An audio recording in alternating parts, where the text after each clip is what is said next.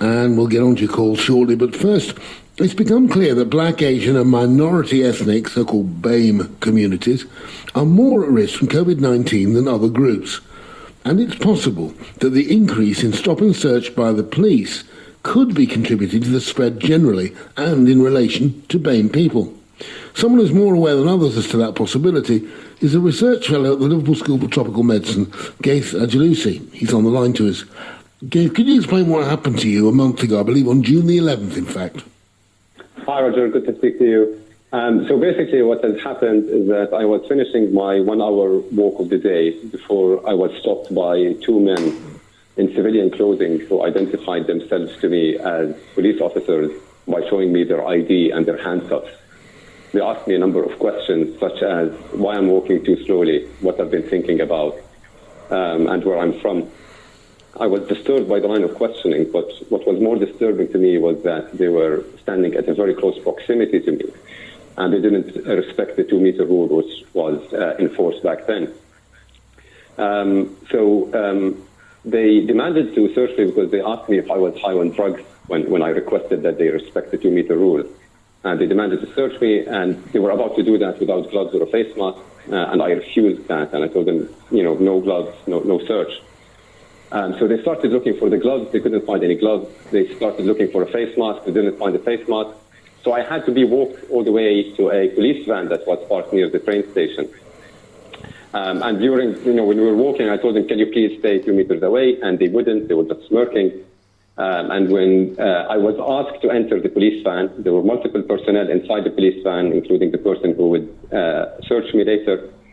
Somebody picks the gloves with his bare hands, hands them to another officer who wears them, didn't wash his hands, didn't disinfect the gloves, which were handled by multiple people, and then searched me. I was too scared inside the van to make a fuss about it.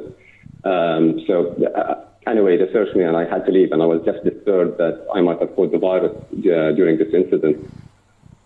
Now, your experience, you're arguing, is not unique. No, it's not at all, Roger. So what has happened after this incident is that I went on to compile every single video I could find of a stop and search incident on the internet through Twitter, Facebook, and YouTube from March, when the lockdown was enforced, until our day today. And I found numerous videos, many of which had taken place here in Liverpool. And in none of these videos do you see the police officers wearing gloves and face masks as they touch these people, which, by the way, all happen to be black as well in the videos that I found. No, it so happens that you're an expert on infectious diseases, what your research is connected with, and you are really seriously concerned about, and it's not just with BAME, with the lack of PPE and incorrect procedures being followed by the police on stop and search.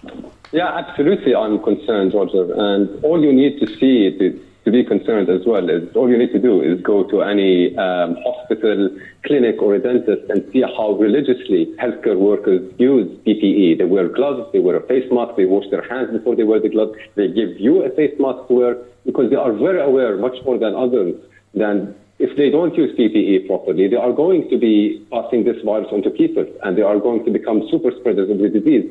Very much like what I think the British police might be doing now. They are becoming super spreaders themselves if they are touching hundreds of thousands of people every year without using PPE. I mean, just explain what your work is, because you look at the prediction of new drugs. Is that right? Yeah, absolutely. So I've worked with infectious diseases for the last 7 or 8 years. I worked mostly on malaria and tuberculosis, but recently, after the pandemic, I started to apply the same principles that we use for these diseases to develop new drugs, to predict whether these drugs, when they work nicely in the lab, are they going to also translate into something that works in the clinic. So some of the work I've done, for example, is with chloroquine and hydroxychloroquine, where there was a lot of hope because it worked in the lab, and we're trying to see, when you put it in a human being, is it going to actually work? So we investigated that using mathematical models and so on. Now, you're also concerned, as I understand, as to why you were stopped and searched. I believe you were speaking Arabic on the phone. Do you think that's why you were stopped? Yeah, so I think I was speaking when I was on the phone. I have a beard. I was near a train station, and I think all of these strokes played into these officers' heads when they stopped me. But look, this might have very well been a coincidence. What is not a coincidence, however, is that if you are a black person in the UK, then you are 10 or maybe 20 times more likely to be stopped and searched than a white person. And we have to face this troubling issue that the British police force is a systematically racist institution. And these are not my words, these are the words of very serious academics who have done very rigorous work on this institution, and we have to tackle this issue. And this takes us back to the point that you started with, Roger, is why are BAME people more at risk of contracting COVID and dying of COVID? Well, it is these issues of racism. I'm not reducing it all to stop and search, of course, but it's these examples of institutional and systemic racism that might very well be playing a role in actually killing people, because killing doesn't always have to be physical and violent. It can take much more subtle forms. Have you contacted Merseyside Police for an explanation of what happened? Yeah, I have, Roger. So first of all, I contacted them by phone, and my concerns seemed to be completely dismissed. All I heard was, yeah, we'll make sure we use PPE properly in the future. Don't worry about it. If you want anything else. So I told them, this is serious. This needs to be taken seriously. I submitted a complaint online exactly a month ago, and they, I didn't get a response yet. I didn't get an apology. Even my MP, Kim Johnson, has sent a letter to the Chief Constable, Andy Cook, and unfortunately, he didn't even take the time to respond personally. So one of his assistants has responded to her letter. Again, very generic words. We'll make sure we use PPE. What I think should happen is that we need a serious investigation into how many people are being touched without the use of gloves, without the use of a mask, and who is responsible for this problem that might have spread the disease to a lot of people and might have been responsible for the death of many, who knows. So we need a proper investigation, and we need the public to be reassured that if they are going to be stopped and searched, at least, these police officers should really respect the PPE use and use it properly and make sure that these citizens are not put in the way of harm, at least when it comes to COVID.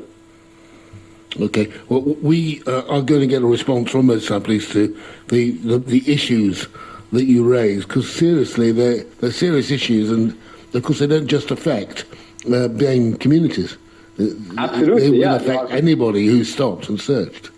Absolutely. Only yesterday, 138 people died of COVID in the UK. So this is a very live issue, and people are dying every day, and we need to be, we need urgent action, because if we don't, more problems will happen.